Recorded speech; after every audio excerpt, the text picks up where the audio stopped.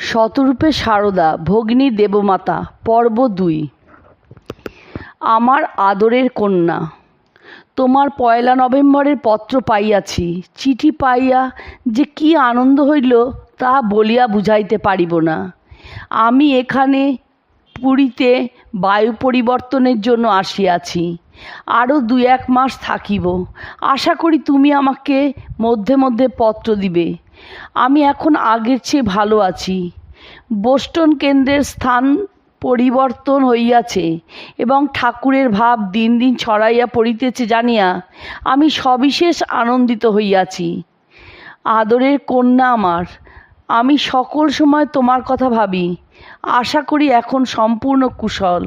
আমার স্নেহপূর্ণ আশীর্বাদ লইও। তোমার স্নেহের মাতা ঠাকুরানী। আমার আদরের কন্যা, তোমার সব পত্র যথাসময়ে পাইয়াছি। সেগুলি যে আমার কত ভালো লাগিয়াছে তাহা ভাষায় প্রকাশ করিতে পারিব না। তোমার দিন যাপনের পদ্ধতিটি সুন্দর। তোমার শরীর স্বাস্থ্য দিন দিন ভালো হইয়া উঠিতেছে জানিয়া আহ্লাদিত হইয়াছি। আমার স্নেহের কন্যা, তুমি নিশ্চয় জানিবে ঠাকুর তোমার সঙ্গে আছেন এবং তোমার উপর দৃষ্টি রাখিয়াছেন। তোমার কথা সর্বদা মনে পড়ে। এই মাসের ১৬ তারিখে আমি দেশে যাইব। এখানে সকলে ভালো আছে। আমার ভালোবাসা ও আশীর্বাদ লইবে। তোমার একান্ত স্নেহময়ী মাতা ঠাকুরানী। মা নিজের হাতে চিঠি লিখতেন না। তার সঙ্গে থাকতেন এমন কোনো মহিলাকে চিঠির কথা মুখে মুখে বলে যেতেন। তার পত্রের অনুলেখিকা অবশ্যই খুব নির্ভরযোগ্য। মা যেমনটি বলতেন ঠিক তেমনটি তিনি লিখে নিতেন।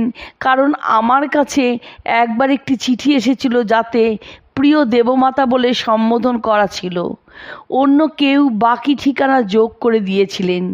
চিঠিটা ছিল এই: বাগবাজার, কলকাতা, ভারত। আমার পরম আদরের কন্যা, তোমার ১৬ই আগস্টের পত্র পাইয়াছি। যখন তোমার কথা ভাবিতেছিলাম ঠিক তখনই তোমার পত্রটি আসিল। সুতরাং বুঝিতে পারো সেটি পাইয়া আমি কতখানি আনন্দিত পাইয়াছি। তুমি পত্রে ওখানকার কাজকর্মে যে বিবরণ পাঠাইয়াছ তাহা পাইয়া বড়ই সুখী হইলাম। পরমানন্দ এবং ওয়াশিংটন ও বোস্টনের অন্যান্য ভক্তদিগকে আমার ভালোবাসা ও আশীর্বাদ জানাইবে। তুমি আমার সুস্থ হইয়া উঠিয়াছ এবং পরম উৎসাহে ঠাকুরের কাজ করিতেছ জানিয়া আমি আরও খুশি হইয়াছি। সত্যি এই সংবাদ পাইয়া আমি অত্যন্ত খুশি হইয়াছি। আমি আগের চাইতে এখন একটু ভালো আছি। শারদানন্দ, যোগীনমা, গোলাপমা, সত্যকাম, কুসুম দেবী, গণেন, নিবেদিতা ও সুধীরা ভালো আছে। তাহারা প্রায় তোমার কথা বলে। আমার ভালোবাসাও আশীর্বাদ জানিও। আদরের কন্যা আমার। ইতি তোমার স্নেহময়ী মাতা ঠাকুরানী। নিচের দুখানি পত্র আমার আমেরিকা প্রত্যাবর্তনের পরে লেখা। সুন্দর বিলাস, মাদ্রাজ, ভারত। আদরের কন্যা আমার, তোমার ১৭ই জানুয়ারি ও ৯ই ফেব্রুয়ারি ২খানি পত্র পাইলাম। ওয়াশিংটন ও বোস্টনের কাজের বিবরণ খুব আগ্রহের সহিত আমি শুনিয়াছি। ভবিষ্যতে ওই বিষয়ে আরও জানিবার ইচ্ছা রইল। ২ মাস কোঠারে কাটাইয়া এখানে আসিয়াছি। তুমি এখানে যে বাটিতে অবস্থান করিতে আমি এখন সেইখানে আছি। ১.৫ মাস হইল এইখানে আসিয়াছি। ইহার মধ্যে আমি রামেশ্বর দর্শন করিতে গিয়াছিলাম এবং সেখানে ৪ দিন ছিলাম। বলরামবাবুর পরিবারের লোকেরা এখন আমার সঙ্গে আছে। সবাই ভালো আছে। কেবল উহাদের পরিবারের একজন মহিলা আন্ত্রিক জ্বরে ভুগিতেছে। সে সুস্থ হইয়া উঠিলেই আমরা কলিকাতা রওনা হইব। কাল আমাকে ব্যাঙ্গালোর যাইতে হইবে। সেখানে ২-১ দিন থাকিব। তারপর এখানে ফিরিয়া আসিব। স্বামী রামকৃষ্ণানন্দ এখন একটু ভালো। অন্যান্য সাধুরা ভালো আছেন। তুমি, স্বামী পরমানন্দ এবং ওয়াশিংটন ও বোস্টনের সকল ভক্ত আমার আশীর্বাদ জানিও। ইতি তোমার স্নেহের মাতা ঠাকুরানী। জয়রামবাটি গ্রাম, হুগলি জেলা। স্নেহের কন্যা দেবমাতা, খুব আনন্দের সহিত তোমার 11 জুলাই তারিখের পত্রের প্রাপ্তি স্বীকার করিতেছি। শ্রীমান পরমানন্দ এখনও ভারতে আসিয়া পৌঁছায় নাই। তোমার স্বাস্থ্যের উন্নতি হইয়াছে শুনিয়া আহ্লাদিত হইলাম। যোগিনমা, গোলাপমা এবং অন্যান্য সকলে ভালো আছে। আমি এখন ভালো আছি। আশা করি তোমরা ওখানে সকলে কুশলে আছো। অত্যন্ত বেদনার সহিত জানাইতেছি, আমার বড় স্নেহের সন্তান শশীর স্বামী রামকৃষ্ণানন্দের শরীর গিয়াছে। আমার এই ক্ষতিপূরণ হইবার নয়। গত আগস্ট মাসে সে পৃথিবী হইতে বিদায় লইয়াছে। তোমাদের সকলকে আমার আশীর্বাদ। তোমার একান্ত স্নেহশীলা মাতা ঠাকুরানী। তার আশীর্বাদ লাভ এবং তার কাছে শিক্ষা লাভের জন্য অগণিত ভক্ত সমবেত হতেন তার পদপ্রান্তে। তিনি স্বয়ং আমাকে বলেছিলেন, যখন তিনি নিজ গ্রামে থাকতেন তখন অনেক দিনই রাত 2-3টের সময় ব্যাকুল তীর্থযাত্রীরা তাকে জাগিয়ে তুলতেন। প্রখর রৌদ্রে ছাইন দীর্ঘ প্রান্তর অতিক্রম না করে তারা যাত্রা শুরু করতেন সন্ধ্যার পর। তাই তাদের পৌঁছাতে শেষ রাত্রি হয়ে যেত। বেশিরভাগ ক্ষেত্রে সব দর্শনার্থীরা মায়ের অপরিচিত, কিন্তু মায়ের রীতি ছিল তখনই শয্যা ত্যাগ করে স্বহস্তে রান্না করে খাইয়ে তাদের অতিথিশালায় বিশ্রাম করতে পাঠানো।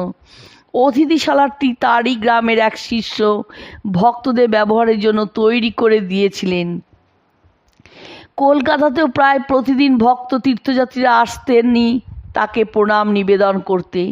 তারা কোন সময় এলেন, কোথায় তাদের বাস, কি তাদের জাতি বা বর্ণ, এসব ছিল তার কাছে অবান্তর। প্রাচ্য বা পাশ্চাত্য যেখান থেকে আসুন, সকলের জন্যই ছিল তার স্নেহস্নিগ্ধ স্বাগত আহ্বান। সবাই তার সন্তান। মাতৃগর্ভজাত সকলকেই তার মাতৃহৃদয় ঢেকে রাখত তার সর্বপ্লাবী পরম ভালোবাসায়।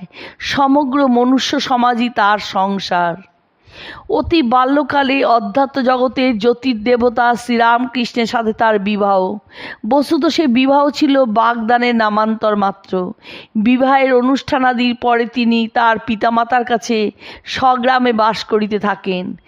আর তার থেকে বয়সে বহু বৎসরে বড় তার স্বামী ফিরে গেলেন দক্ষিণেশ্বরের মন্দিরে পুরোহিতের নির্ধারিত কর্তব্য পালন করতে। বৎসরের পর বৎসর কেটে গেল।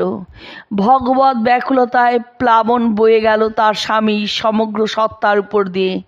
সর্বোচ্চ উপলব্ধির পরম আলোকিত প্রশান্তি তিনি লাভ করলেন, কিন্তু একই সঙ্গে ভস্মীভূত হয়ে গেল মানবিক কামনা বাসনার শেষ চিহ্নটুকু। দূর গ্রাম গিয়ে পৌঁছালো ভাষা ভাষা নানা গুজব। তরুণী বধূটিকে তার অভিনব বৈধব্য সম্বন্ধে সচেতন করে তুলল। ভারতীয় স্ত্রীর প্রশ্নাতীত আনুগত্য নিয়ে তিনি অপেক্ষা করতে লাগলেন। তারপর স্বামীকে দেখার ব্যাকুলতায় এবং সব কিছু সচক্ষে দেখার অভিপ্রায়ে তিনি পদব্রজে যাত্রা করে বহু ক্রোশ অতিক্রম করে কলকাতার কাছে গঙ্গা তীরে সেই মন্দিরে এসে পৌঁছালেন। বিহ্বল শিশুর মতো নমস্কার করে শ্রীরামকৃষ্ণ সাদরে তাকে গ্রহণ করলেন। তারপর বললেন, আমি প্রত্যেক নারীর মধ্যে কেবল জগন্মাতাকেই দর্শন করি। আমি তোমাকে পত্নীরূপে দেখব কি করে? তিনি তখনই উত্তর দিলেন, আমি তোমার কাছে কিছু চাইতে আসিনি।